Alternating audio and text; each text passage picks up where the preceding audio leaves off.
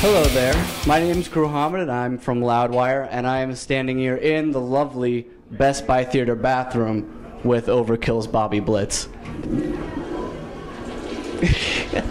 Alright, so, this is the most ridiculous way to do an interview. I'm sorry, I had to. So yeah, you must think that I'm a stalker by this point, frankly. We've seen each other a few times. Yeah, this is my third time interviewing you in the last 2 months, I think, so just every 3 weeks I just kind of pop by wherever you happen to be. I must admit that you have an interesting perspective on things, so I really don't mind it. There's some guys I actually look forward to talking with. I can name some of the ones I don't. All right, well, thank you so much. And obviously, this is the last show of the tour right now, and even though you guys are technically billed from Jersey, this really is the hometown crowd here in New York City. Oh, for sure. We were actually originated in Jersey, and then when the band actually was signed, we were rehearsing in New York.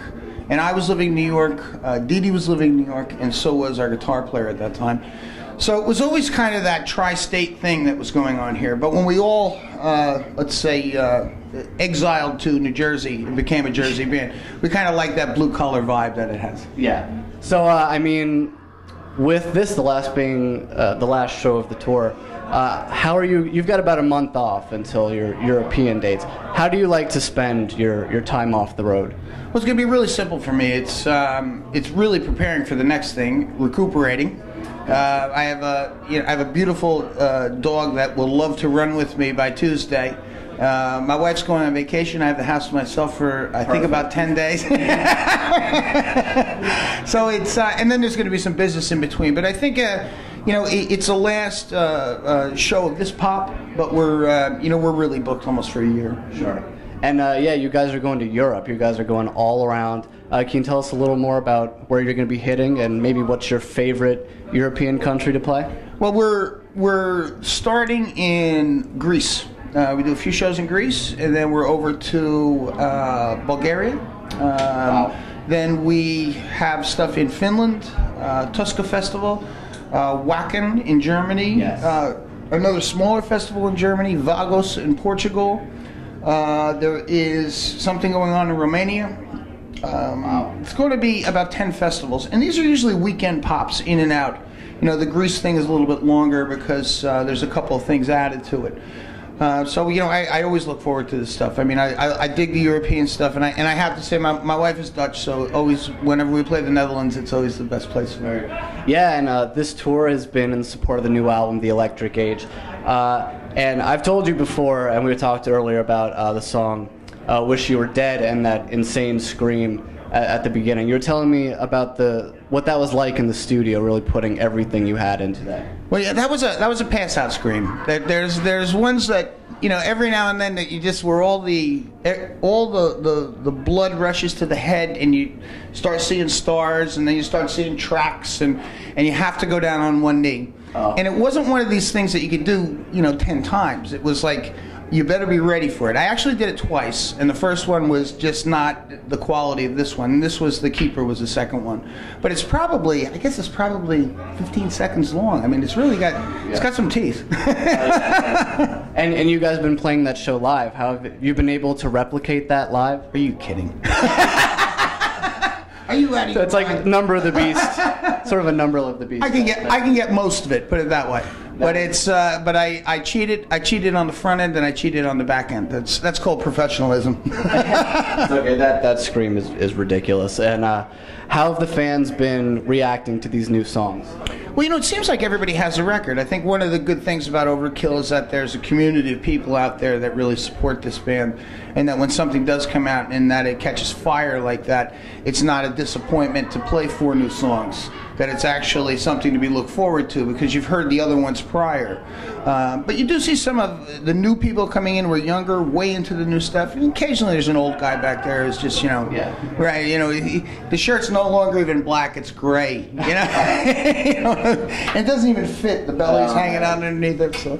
That's part of the process, I guess. Yeah, right. Evolution. So yeah, you guys like to close with the Subhumans, and that's fucking awesome. Yeah. Fuck You is the song.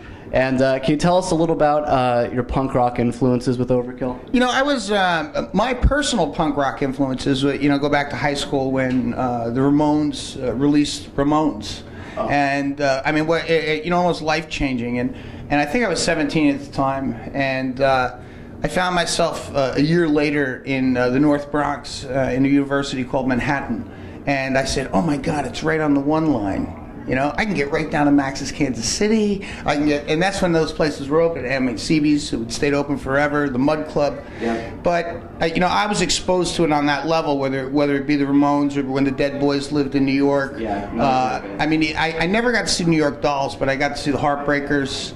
So it was television. So I was exposed to that whole New York kind of punk scene. And there used to be a thing I did. It was called Ramones spotting, and you would just like you put on an MC and, you know, your ripped jeans and your high tops, put a beer in a bag and go hang out at St. Mark's Place and see if Dee or Johnny would walk by. I'm pretty sure there he goes, that's Joey. But I mean, and that's really where it started. And then the new wave of British heavy metal came in. And I think I was actually more attracted to that with regard to the musicianship of it, but always the punk rock attitude. In the interim, I met Dee Dee Verney, who came out of a band called the Lubricants. I think their anti-hit was called Prostitution at the Livingston Mall. But the idea is that we kind of melted the two genres together, and I think it's always really been our X factor to some degree, is that we've always kept that punky edge with a metallic presentation. And I think that that's the thing that separates Overkill from many of the other bands, is that we actually, you know, we knew where the safety pins went. Oh, yeah, jeez. And all right, last question. I've been asking as many thrash bands as I can, who is the best thrash drummer? Now, Steve Souza said that it was Gene Hoglan, and then Mark from Death Angel said Charlie from Anthrax. So what does Bobby Blitz think? Best thrash drummer. Well, I mean, I'm very partial to Ron Lipnicki because he's new blood and he's ours, but I don't think it's fair being so biased in here. Right. You know, I think that really when you get down to the nuts and bolts of what thrash is about, with regard to the drums and how that presentation should happen, the person who's done it consistently for the longest amount of time is Dave Lombardo. Yes. All right. I just spoke to Dave Lombardo, actually. Very cool guy. All right. Well, thank you so much, Bobby Blitz. The new album is over here by the sink. It is The Electric Age. Pick up this fucking record. It kicks ass. Thank you so much.